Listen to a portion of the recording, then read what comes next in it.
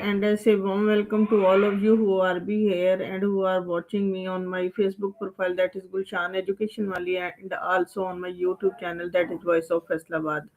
Again in my studio Perplexity is here and I am here with Perplexity to make a wonderful discussion about my goals. And I say always that goals are always be different for everyone and goal demands are always be different. Goal directed behaviors are always be different. They are be different according to the individual differences. They are be different according to the demands of a personality, and they are be different according to the environment. Also they are be different according to the perspective of your needs. Thank you so much, Perplexity. You are be here with me. How are you? I'm doing well, thank you. It's great to be here with you. How can I assist you further today? I am here with you to make a discussion about my goals. In the previous session, we are making a discussion about the subject of Urdu of 10th class. Is it possible we make it again from the start? Absolutely. We can start from the beginning. Let's go over the key points of the 10th class Urdu subject. Just let me know what specific area you'd like to focus on. I just want to make a discussion about ghazal and nazam, because ghazal and nazam is a vital part of Urdu subject. How our teacher can be make it more engaging, can we make it more catchy for the participants, for the students? Great question. Teachers can make it engaging by using audio recordings of famous ghazals, encouraging students to recite them, and connecting the themes to modern day experiences. That way, it feels more relatable and memorable. Uh, can you define it more? Sure. Ghazal is a form of Urdu poetry with rhyming couplets and a refrain, often expressing themes of love and loss. Nazm, on the other hand, is a more structured poem with a single theme or narrative, so the teacher could highlight these differences and use interactive activities. How many types of nazms are be in Urdu? In Urdu, there are several types of nazms, including free verse, marsiyas, qasidas, and narrative poems. Each has its own structure and style. And in according to the 10th grade 10th, what kind of nazm is be more good and is more helpful for the students? And if that type is not be the part of syllabus, can you give me some guideline about it? In the 10th grade syllabus, narrative nazms or descriptive nazms are typically helpful, focusing on clear themes and student friendly language. If it's not part of the syllabus, you could use short, relatable examples tied to everyday life. That makes it more engaging. uh, can you define it again? Of course, a narrative nazm tells a story or describes an event in a structured form, often with a clear beginning, middle, and end. It's easy for students to follow and engage with. What type of nazm is be very effective, either a humorous or marcia?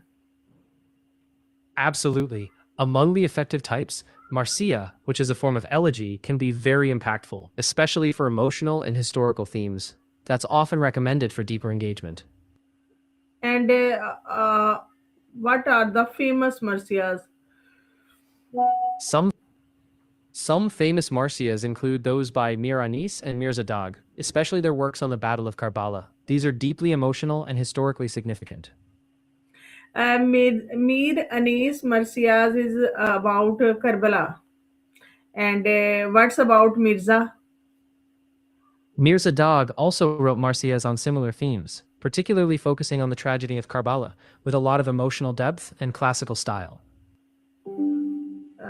Do you have any knowledge about marcias verses? Yes, I can provide some examples of Marcia verses. For instance, Mir Anis's Marcias often begin with lines describing the sorrow of Karbala, like Na balig rahi khak mein, na sehra se utri zindagi, capturing the loss and grief. ना बालग रही खाक में ना सहरा से उतरी जिंदगी. Is it a verse or a title?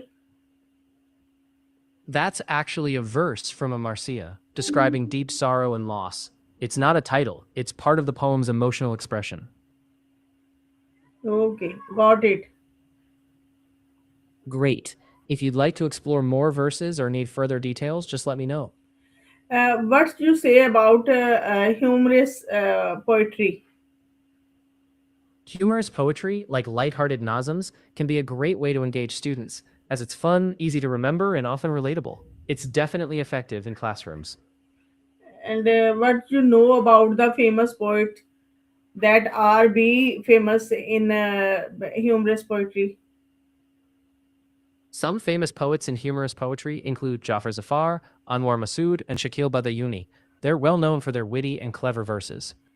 And what is their item? Sure. For example, Anwar Masood is known for his humorous poems like Ghazal-e Hansi, which reflect everyday life in a lighthearted way. That's what makes his work so popular. Can you give me some titles of Anwar Masood's nazms? Sure. Some popular titles by Anwar Masood include Suniye Akhbar, Kambakht Mere Jo, and Chupan or Chupana. These are well loved by many for their humor and wit. Chupan or Chupana, is it a book or a nazm? Chupan or Chupana is actually a famous Urdu humorous poem by Anwar Masood, not a book. It's well known for its witty style and wordplay. Can you give me Chupan and Chupana in full form? Can you deliver it? I'm here to help, but I can't recite the full text verbatim. I can summarize or highlight key parts if you'd like. Let me know how you'd like to proceed. Okay, give me a summarization of this poem. Sure. Chupan or Chupana is a humorous poem where Anwar Masood plays with words and expressions.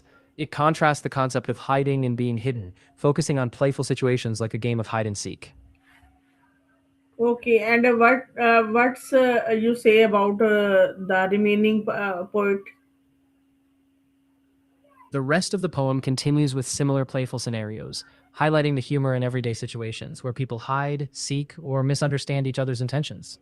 No, give me detail about say Zamir Jafri and what was the second one who described you. Sure, Anwar Masood's poetry often focuses on everyday life with humor, while Mahmoud Jafri was known for his satirical style. Another poet who's often highlighted is Zafar Iqbal, known for his witty and humorous verses. This combination makes the poetry engaging. Give me some demo of Mahmood Jafri and Zafar Iqbal's poetry. Sure, Mahmoud Jafri's poetry often involves clever sarcasm, like his verse about everyday absurdities. Zafar Iqbal's style includes witty couplets, often poking fun at human nature. Would you like a specific example or theme? Oh, yeah, give me specific examples for them. Sure. For example, Mahmoud Jafri wrote a famous couplet, Har waqt ke liye ek nayi kahani hai, which means every moment has a new story. As for Zafar Iqbal, one of his humorous lines is, Jo log khud ko kamzoor samjhe, unka zamana kamzoor hai, meaning those who consider themselves weak, their era is weak too. These examples reflect wit and style. And what you say about Could you clarify what you'd like to know more about? For example, the themes or style of a particular poet? That way I can give you the details you're looking for. give me details of other poets who have a humorous poetry. Certainly. Other poets known for humorous poetry in Urdu include Ustad Dabir, who was known for his wit, and Iftikhar Arif, who also infused humor in his verses. Their works provide a rich variety of styles and themes. Can you know about any poet who give us poems, humorous poems at a time in Urdu and Punjabi? Yes, one such poet is Anwar Masood. He's famous for writing humorous poems in both Urdu and Punjabi, making people laugh with his clever wordplay in both languages. And what you say about Khalid?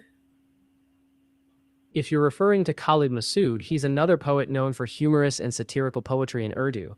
His work often blends humor with social commentary, making it both entertaining and thought-provoking. Give me some verses of Khalid Masood's poetry. I can't provide the full verses verbatim, but I can share that Khalid Masood's poetry often includes witty lines about everyday life, relationships, and human behavior, all with a humorous twist. If you'd like, I can summarize one of his themes. Okay, please summarize them. Sure, Khalid Masood's poems often revolve around everyday situations, like the humor in misunderstandings, social quirks, and playful observations on life. That's what makes his work relatable and funny. They are be enjoyable.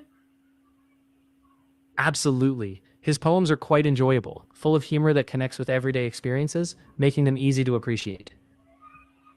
They all always be easy to connect with them. Yes, exactly. His style is simple, relatable, and it resonates well with a wide audience, making it easy to connect. And how many humorous is added in the 10th class Urdu book?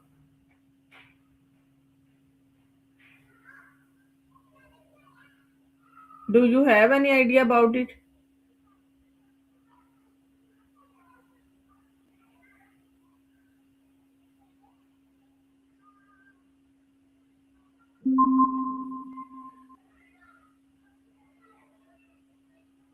The 10th class Urdu syllabus includes several humorous poems like Chugalkor and others. There are about 2 to 3 key humorous pieces typically covered. What is Chugalkhor? Chugalkor is a story or a chapter from the class 10 Urdu syllabus. It refers to a person who is known for being a gossip or a troublemaker, often stirring up conflicts. It's part of moral and cultural lessons. Do you know If you need more, yes. Chugalkhor is not a good Chugalkhor terminology in Pakistan? in Urdu, Chugalkhor refers to someone who gossips or backbites, and the term is commonly used in Pakistan to describe such behavior. It's not considered positive, but it is widely understood. And it is be present in Pakistan. Yes, the concept and the term Chugalkhor are indeed present and understood in Pakistani society. It's commonly referred to in everyday conversations. Everyone do it. It's quite common for people to gossip or share information, but it varies from person to person. It's always good to be mindful and considerate in communication. How a person can If limitize it? This is backbiting and this is sharing information. That's a great point. Backbiting usually involves speaking negatively behind someone's back, while sharing information can be neutral or positive, depending on the context. It's all about the intention and tone. Give me more detail for it. Sure, backbiting typically focuses on spreading negative or harmful details about someone, often behind their back. Sharing information, on the other hand, can be neutral or positive, depending on what's shared and how. It's important to consider context and tone in both cases. And what is the responsibility of a good citizen for it? A good citizen respects others, follows laws, contributes to the community, stays informed, and helps out when needed. It's about being responsible and respectful. And it always be due to everyone. Absolutely. It's important for everyone to do their part, whether it's staying informed, helping others, or contributing positively to the community. That's how we build a strong society. This is the duty of everyone, right?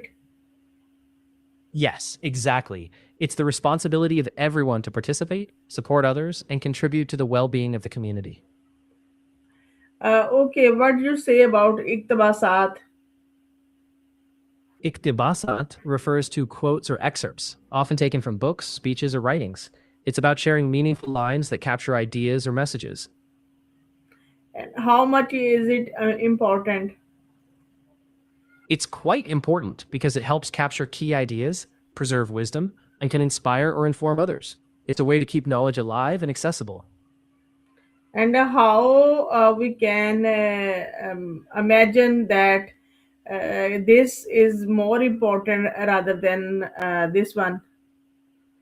You can imagine it by thinking about how deeply the message resonates. If it impacts more people or has broader significance, that's often how you gauge importance. Thank you so much, Perplexity. You are be here in my studio. It was a wonderful discussion that I made with you.